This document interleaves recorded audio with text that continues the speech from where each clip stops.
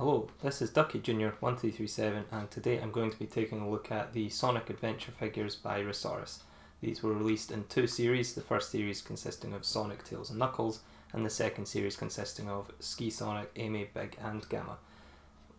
These figures are increasingly harder to find given the fact that Resaurus went out of business shortly after releasing the second wave, so you'll find people overcharge for them on eBay, but they are in high demand given the unique look of them, is the best way to put it. But I'll be taking a look at each figure here, but first I will be looking at them in the box. So to start out with, here is Tails in the box, and the box looks very nice. It's got his name there, sticker there, you can see all the crap he comes with, Sonic Adventure logo up the top, and then on the back you've got the other figures in the series along with a 12-inch one, which I don't have because I've got enough crap, I don't need that as well.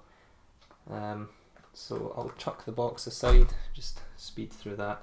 So when it comes to the figures themselves, they all come with a stand and a ring, and the ring also comes with a stand. However, I don't have all of the stands, so you'll see here I've got the ring, they've all got little peg holes in the bottom. I just use a cotton bud as the stand for the ones that I'm missing it with. It just goes in and then that'll pop into the stand.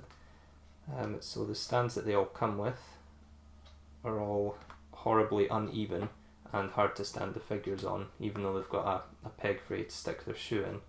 The second series was a bit better for this, where they're not as uneven, but it can still be difficult to actually stand the figures on them. The art that they took for it is quite a nice one. I do like the look of the stands, but they're not very good as stands. So I'll chuck all this to the side, just to get it out of the way. And then we'll just take a look at Sonic here. So the quality of these figures, given their price point when they first released, is actually quite good, which probably didn't help Resaurus in the end. But they all look really nice. They all look very unique, which is probably why this set is so sought after. Also, given the accessories they come with, quite nice as well on display. But you can see here the paint job on it's really well done.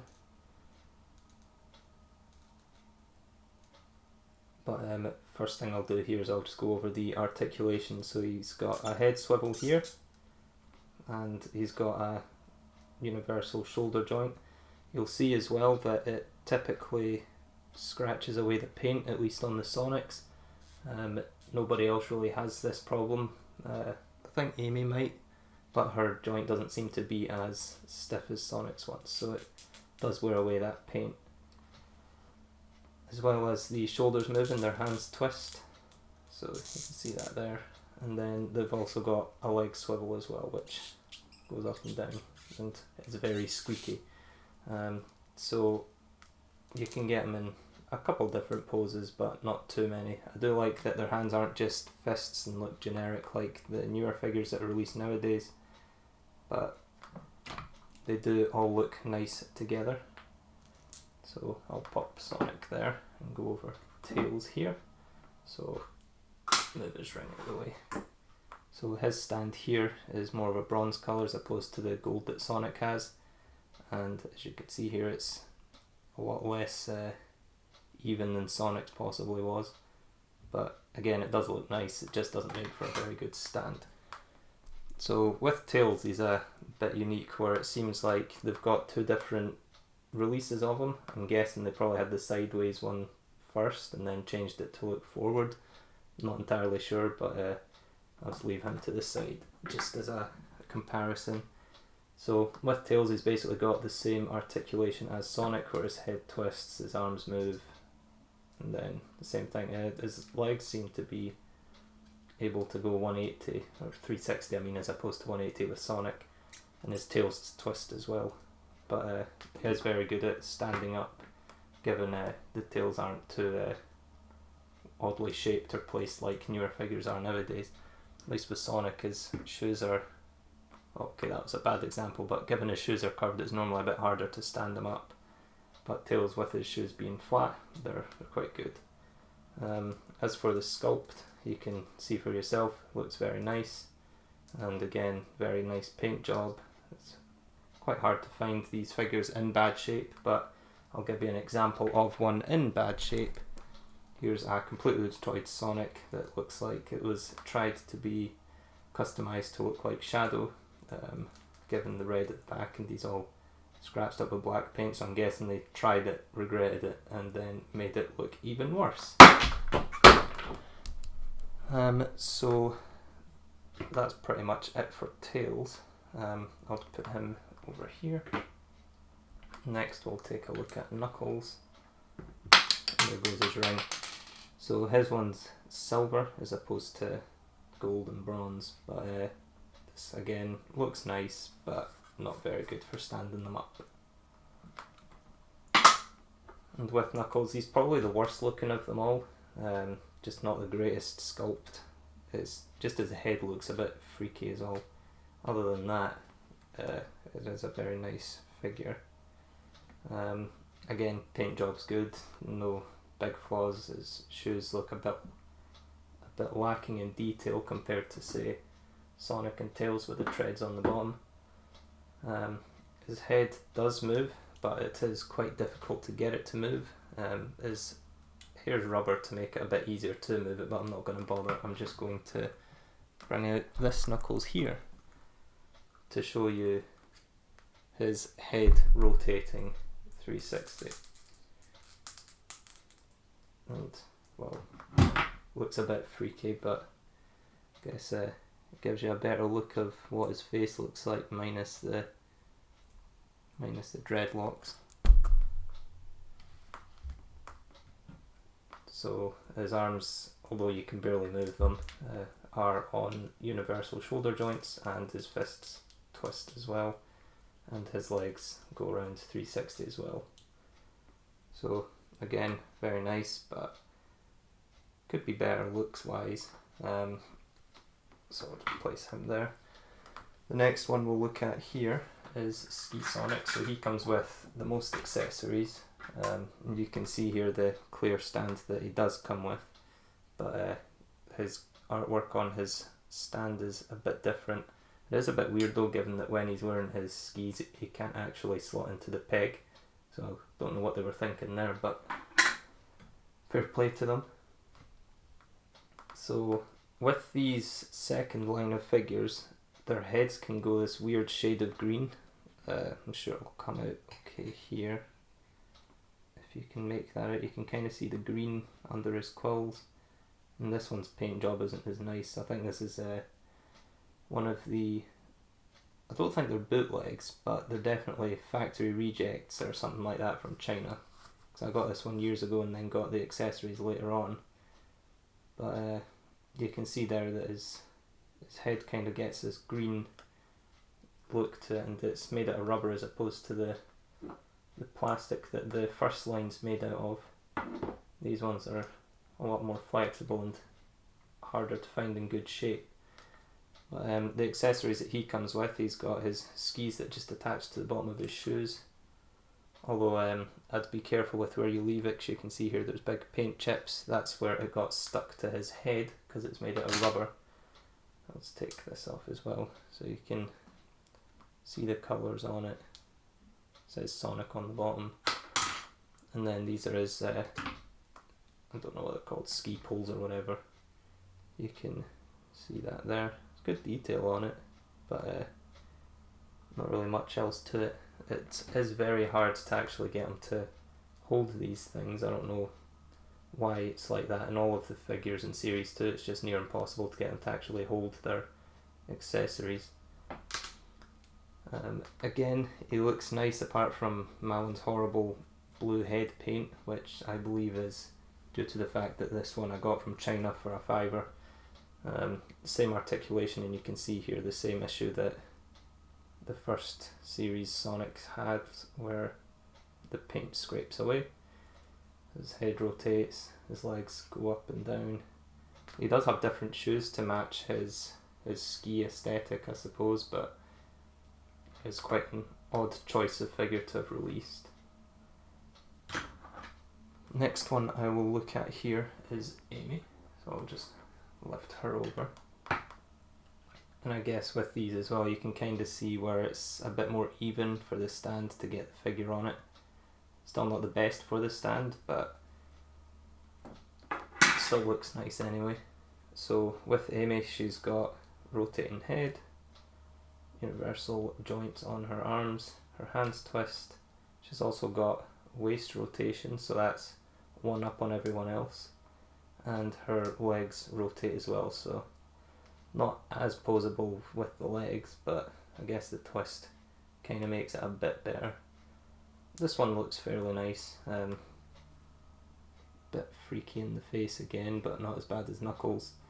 And just like Ski Sonic, she kind of gets this green tint on her head because it's made out of this rubbery material. I think I've got an Amy here which has worse green, so you can make that out far better, I think, where it's obviously green. But it'll show much better with Big, how bad the green can get. So there's that. Pop her there. So with Big, he comes with his fishing rod, and it comes with a ring as well, which I've jammed in here because I'm missing the stand. But as I said, everybody comes with a ring. The fishing rod looks pretty nice. I mean, there's not much to say about it. It's a fishing rod, but there that is there. And just like Amy with her hammer, which I forgot to talk about, so I'll talk about that in a second. It's very hard to make them hold the item. It just kind of sits there. You can't jam it in or anything. I don't know if he's supposed to hold it with this one, but the rod doesn't even fit in his hand. I'll show you with Amy here. Same thing, where I don't know how you're supposed to get it into her hand because it just does not fit whatsoever.